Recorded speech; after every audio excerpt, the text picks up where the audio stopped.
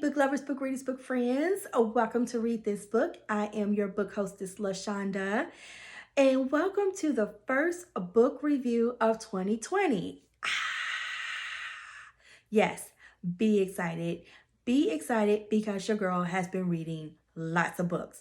And I am going to share not one, but two book reviews with you today. So, yeah, be excited. So the first one that I want to talk about is Three's a Crowd by Tierra Cox. And she is a new author that I discovered via Read This Book chat room. And I think also I follow her on Instagram. But she was dropping a new paranormal fantasy romance book. And I am here for that combination. There's just something magical about paranormal and romance combining. And then you throw in a little fantasy, why not, right? So super excited to read this book by Tierra Cox. It is a story about Leah, who is a witch. She's from a famous witch clan, the Babinos, and she is under the tutelage of her grandmother because her mother was killed on a mission of some sort. So she's under the tutelage of her grandmother, and her grandmother is like super strict and like just really want her to learn and, learn the craft, get your skills up. And so Leah, figures that she's good and grown now. She's been studying, she can do some things, she got a little power to her. And so she steals this book and she summons a demon on her first try. Not a good look. She summons this demon, Sojin, who has been cast away for some things. And in order for them to bond, to bind their spirits, when she summoned him, she used a lot of her power. And so the only way to restore her power was for them to have sex. I was like, oh, okay, that's sure, why not? All right. I was like, okay, we're just coming out the gate with it. Okay, so we're reading it. I'm into it. I'm like, okay, her grandmother is like super pissed because, of course, she knows the history of the demon. She's trying to figure out what's happening. So you fast forward, Leah and Sojin, because they are bonded together, they're kind of a couple of sorts. And so they go on these missions and do, I guess, paranormal investigations. I was like, interesting. Okay. And so they're on a mission. They're trying to follow a clue. And she discovers a gargoyle. Yep. So stay with me. We got witches, we got demons, and now we have gargoyles. So she discovers this gargoyle, and the gargoyle is actually familiar with her line and is familiar with her aunt, who was also a famous witch and had some other skills as well in connecting with different types of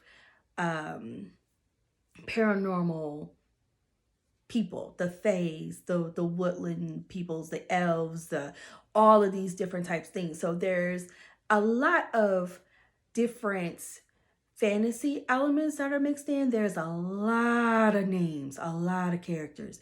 But at the core of this, it is a mystery because she's trying to figure out what happened to her mom, what secret was her aunt keeping, why is her grandmother trying to kind of protect the lineage per se. And so as I'm reading through the book, I'm like, okay, you keep introducing me to a lot of people. There's this dynamic that's going on between Sojin and the gargoyle. And you know what? I have to use my notes. Sorry, people. The gargoyle is Yen. Why I couldn't remember that, I don't know. So you have Sojin, who is the demon. You have Jens, that's the gargoyle. There's a fairy named Eris, who is shady. Oh, he is shady pants. Then you have her cousin, who's a witch, who's dated a vampire, which is a no-go. That is like forbidden. So you have all this underlying stuff that's happening that to me took away from the story of these three, because it's supposed to be three's a crowd. But I'm trying to keep straight like all these other characters and what do they have to do with the story. Well, they actually all have to do with the story, but you don't know that until you get to the end of book one. So there's a mystery that's trying to be unraveled here. There's these dark sorcerers that's trying to take over. There's all these things that are happening, and it's up to Leah to get to the bottom of it. So her and Sojourn and Yen kind of formed this alliance, and now they are trying to figure out what's happening in the paranormal world. Okay, I did not realize that it was book one because I missed that part on the cover. I was just like, okay, three's a crowd, let's hit it. So when I figured out that there's a book two, I was like, oh, okay. Because I was like super pissed, y'all. I'm telling you, I was pissed at the end of book one. I was like, wait, what? You didn't introduce me to 49 people and you're telling me that the mystery's not solved? I'm like, what is the mystery? There is something that is happening to her aunt and her mother, and it threatens the lineage of the Babineau witches, which is the crux of this whole book. And in the midst of that, there's all these other paranormal forces and everything that's happening. There are a lot of underlying stories within this book. So one, I appreciate layers. I appreciate the complexity of it, but I was super annoyed at being introduced to everybody kind of all at the same time. It was hard for me to keep things straight. And then not realizing that it was going to be another book, which I'm happy for now because I have to know what happens. I have to know what is the secret. I have to know what happens to her mom. And I have to know, is she going to keep Sorjin or is he going to have to go back to the underworld? You know, what's going to happen with Yen, because he's a gargoyle, but he's pledged his life to her.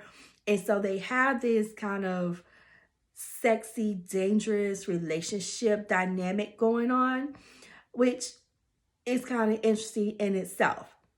I will tell you though that Sorjin got on my last good nerves. I was like, dude, you sound petty. You sound like a petty 20-year-old. And that's what I couldn't figure out. That's why it kind of felt young adultish to me, just because some of the dynamics between her and Sorjin, which she was young. She was 18, fast forward maybe in her early 20s. So I felt like it was young adult and not grown and sexy paranormal. But nevertheless, I did enjoy the book, and I'm looking forward to reading book two, which should be dropping sometime this month. So I have to know what happens to the Babineau witches. So that's Three's a Crowd in a nutshell, the Cliff Notes version, the abridged version of it. If you are into paranormal and fantasy and romance, then you should give this book a try. Give it a try. I think you'll like it. So next up on the list, first of all, shout out